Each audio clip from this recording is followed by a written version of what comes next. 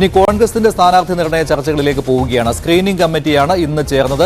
അതിനിടെയാണ് കെ സുധാകരൻ കണ്ണൂരിലേക്കില്ല, കണ്ണൂരിൽ ഇനി മത്സരത്തിനില്ല എന്നുള്ള കാര്യത്തിലേക്ക് പോകുന്നത്. പകരം ഒരു നോമിനിയായി ജയന്തിന്റെ പേര് നിർദ്ദേശിച്ചു എന്നുമാണ് വാർത്ത പുറത്തു വന്നത്. ഇക്കാര്യം സ്ഥിരീകരിക്കുന്ന രീതിയിലുള്ള പ്രസ്താവനയാണ് കെ മുരളീധരനും രമേശ് ചെന്നിത്തലയും നടത്തിയത്. നേരത്തെ കെ സുധാകരൻ മത്സരത്തിനില്ല എന്നുള്ള കാര്യം പറഞ്ഞിരുന്നുവെന്ന് രമേശ് ചെന്നിത്തല ഇന്ന് അഭിപ്രായപ്പെട്ടു. അതുപോലെ തന്നെയാണ് കെ മുരളീധരൻ പറഞ്ഞത്.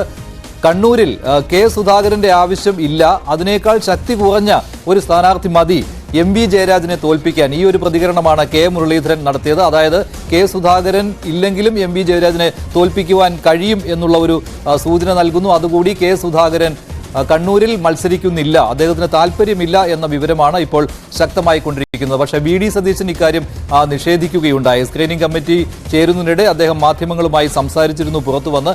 അതിൽ വി ഡി സതീശൻ പറഞ്ഞത് ഇതൊക്കെ വെറും അഭ്യൂഹങ്ങൾ മാത്രമാണ്. അതുപോലെ തന്നെയാണ് രാഹുൽ ഗാന്ധി വയനാട്ടിൽ മത്സരിക്കുന്നില്ല എന്നുള്ള കാര്യം പ്രചരിപ്പിക്കുന്നത് LDF ആണ് എന്നുള്ള വിമർശനവും വി ഡി സതീശൻ ഉന്നയിച്ചു. ഇതുവരെ രാഹുൽ ഗാന്ധി മത്സരിക്കും എന്ന് തന്നെയാണ് സംസ്ഥാന കോൺഗ്രസിന് കിട്ടിയിരിക്കുന്ന വിവരം എന്നാണ് വി ഡി സതീശൻ പറഞ്ഞത്. എന്തായാലും കണ്ണൂരിൽ മത്സരിക്കുവാൻ കെ സുധാകരൻ മടിക്കുകയാണ്. KPCC പ്രസിഡന്റായി തുടരാൻ തന്നെയാണ് അദ്ദേഹത്തിന്റെ ആഗ്രഹം. ജയരാജനെതിരെ ശക്തി കുറഞ്ഞയാൾ മതിയെന്ന് കെ മുരളീധരൻ പറയുന്നു. കോൺഗ്രസ് സ്ക്രീനിംഗ് കമ്മിറ്റിയാണ് ഇന്ന് ചേരുന്നത്. കൂടുതൽ വിവരങ്ങൾ നൽകുന്നതിന് വേണ്ടി ഡാൻ കുര്യൻ ചേരുകയാണ് തിരുവനന്തപുരത്ത് നിന്ന്.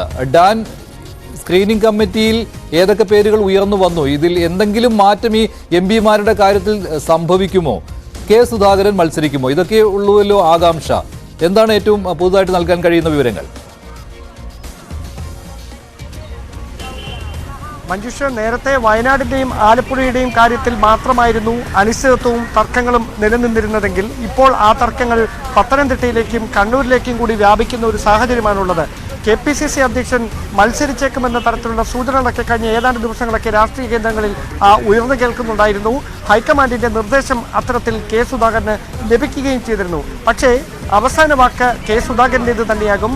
അദ്ദേഹത്തിന്റെ വ്യക്തിപരമായ തീരുമാനത്തിന്റെ അടിസ്ഥാനത്തിലായിരിക്കും സ്ഥാനാർത്ഥിയാകുമോ ഇല്ലയോ എന്ന കാര്യത്തിൽ കൃത്യമായൊരു ധാരണയിലേക്ക് എത്തുക എന്ന വിലയിരുത്തലും അന്നുണ്ടായിരുന്നു. അത് ഏറെക്കുറെ ശരിവെക്കുന്ന തരത്തിലേക്ക് കാര്യങ്ങൾ നീങ്ങുകയാണ്. ഹൈക്കമാൻഡ് നേതൃത്വത്തെ തന്നെ മത്സരിക്കാനുള്ള ഒരു ബുദ്ധിമുട്ട് കെ സുധാകരൻ അറിയിച്ചിട്ടുണ്ട് ഇതിനോടകം. അദ്ദേഹം പറയുന്നത് ഇരു പദവികളും ഒരുമിച്ച് വഹിച്ചുകൊണ്ട് പോകുന്നതിലെ പ്രായോഗികമായ തടസ്സം തന്നെയാണ്. ആ ഒരു തടസ്സം പരിഗണിച്ചുകൊണ്ട് കണ്ണൂരിലേക്ക് മറ്റൊരാളെ നിർദ്ദേശിക്കുന്ന സാഹചര്യമുണ്ടായാൽ ആരാണ് ഉചിതമായ സ്ഥാനാർത്ഥി എന്നതിനെ സംബന്ധിച്ച കൃത്യമായ ഒരു പട്ടിക കണ്ണൂരിന് വേണ്ടി തയ്യാറാക്കിയിട്ടുണ്ട്. അവിടെ പല പേരുകൾ യുവമുഖങ്ങളടക്കം പറഞ്ഞു കേൾക്കുന്നു. പക്ഷേ കൃത്യമായ ധാരണയിലേക്ക് എത്തിയിട്ടില്ല. നേരത്തെ സൂചിപ്പിച്ച പോലെ കെ ജയന്തിന്റെ പേര് ഒരു വശത്ത് അദ്ദേഹം തന്നെ മുമ്പോട്ട് വെച്ചു എന്ന തരത്തിലുള്ള വാർത്തകൾ വന്നിരുന്നു. പക്ഷേ അത് കൃത്യമായി അദ്ദേഹം നിഷേധിക്കുകയാണ്. അങ്ങനെ ഒരു കാര്യം ഉണ്ടായിട്ടില്ല എന്നാണ് കെ സുധാകരനുമായി അടുത്ത വൃത്തങ്ങൾ പറയുന്നത്. മാത്രവുമല്ല, കെ ജയന്തിനെ മത്സരിപ്പിച്ചാൽ പ്രാദേശികമായും ജില്ലാ തലത്തിലും ചില എതിർപ്പുകൾ ഉയരാനുള്ള സാധ്യതയുണ്ട് എന്നും കെ സുധാകരന് കൃത്യമായ ബോധ്യമുണ്ട്. അതുകൊണ്ട് തന്നെ അദ്ദേഹം ഒരു പേരായിട്ട് മുമ്പോട്ട് വെക്കുന്നതിന് പകരം മികച്ച സ്ഥാനാർത്ഥികളുടെ ഒരു പട്ടിക തന്നെ കണ്ണൂരിന് വേണ്ടി സമർപ്പിച്ചേക്കാം. അതിൽ നിന്ന് ഒരാളെ ആ സ്ഥാനത്തേക്ക് പരിഗണിക്കാൻ തന്നെയാണ് സാധ്യത. അവിടെ കൃത്യമായി യുവ നേതാക്കളുടെ അടക്കം യൂത്ത് കോൺഗ്രസിന്റെ മുതിർന്ന നേതാക്കളുടെ അടക്കം പേരുകൾ പറഞ്ഞു കേൾക്കുന്നുണ്ട്. പക്ഷേ കൃത്യമായ ഒരു പേരിലേക്ക് നമുക്ക് ഇതിനോടകം എത്തിച്ചേരാൻ കഴിയാത്ത സാഹചര്യമാണുള്ളത്. പക്ഷേ പ്രതിപക്ഷ നേതാവ് പറയുന്നത് വയനാട്ടിൽ രാഹുൽ ഗാന്ധി മത്സരിക്കുമെന്ന് തന്നെയാണ് ഞങ്ങളുടെ വിശ്വാസമെന്നാണ്. പക്ഷേ ദേശീയ നേതാക്കൾ കൃത്യമായ ഒരു അഭിപ്രായ സമന്വയത്തിലേക്ക് ആ വിഷയത്തിൽ എത്തിയിട്ടില്ല. രാഹുൽ മത്സരിച്ചാൽ അത് ഇന്ത്യ മുന്നണിയുടെ കെട്ടുറപ്പിനെ ബാധിക്കുമെന്ന വിലയിരുത്തലിൽ തന്നെയാണ് കോൺഗ്രസിന്റെ ദേശീയ നേതൃത്വത്തിലെ പ്രബലമായ വിവാഹമുള്ളത്.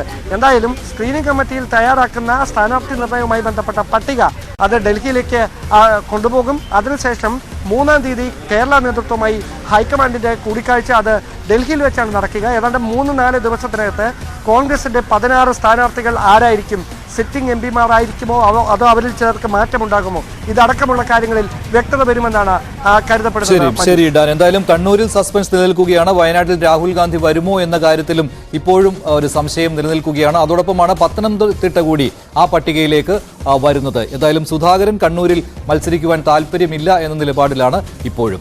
ഇക്കാര്യത്തെക്കുറിച്ച് നേരത്തെ പറഞ്ഞതുപോലെ രമേശ് ചെന്നിത്തല സംസാരിച്ചിരുന്നു. ആദ്യം രമേശ് ചെന്നിത്തലയുടെ വാക്കുകൾ കൂടി കേൾക്കാം. അല്ല, ഇതിപ്പോ സ്ക്രീനിംഗ് കമ്മിറ്റി കൂടുമ്പോൾ ആ കാര്യങ്ങളൊക്കെ വ്യക്തമാകും. KPCC പ്രസിഡന്റ് ഞങ്ങളോട് നേരത്തെ പറഞ്ഞത് ഞാൻ മത്സരിക്കാനില്ല എന്നുള്ളതാണ്. മത്സരിക്കാൻ താല്പര്യമില്ല, 2 പദവികൾ കൂടി ഒരുമിച്ച് വഹിക്കുന്നതിന് അദ്ദേഹത്തിന് താല്പര്യമില്ല, സമയമില്ല എന്ന് അദ്ദേഹം പറഞ്ഞിരുന്നു എന്നുള്ളത് സത്യമാണ്. സ്ക്രീനിംഗ് കമ്മിറ്റി കൂടി കഴിയുമ്പോൾ കൂടുതൽ കാര്യങ്ങൾ വ്യക്തമാണ്. അല്ല, അതെല്ലാം കാര്യങ്ങൾ പോലീസ്, നമ്മുടെ പാർട്ടിയുടെ ഇലക്ഷൻ കമ്മിറ്റിയാണ് അന്തിമ തീരുമാനമെടുക്കേണ്ടത്. ഏതായാലും ശരി, കേരളത്തിൽ UDF-ന് വളരെ അനുകൂലമായ രാഷ്ട്രീയ സാഹചര്യമാണ് നിലനിൽക്കുന്നത്. ഈ അഴിമതി ഗവൺമെന്റിനെതിരായി ജനങ്ങൾ ഒറ്റക്കെട്ടായി അണിനിരക്കും. കേന്ദ്രത്തിൽ ഇന്ത്യ മുന്നണി അധികാരത്തിൽ വരണമെന്ന് ആഗ്രഹിക്കുന്ന മുഴുവൻ ജനാധിപത്യ മതേതര വിശ്വാസികളും UDF-ന് അനുകൂലമായി വോട്ട് ചെയ്യും.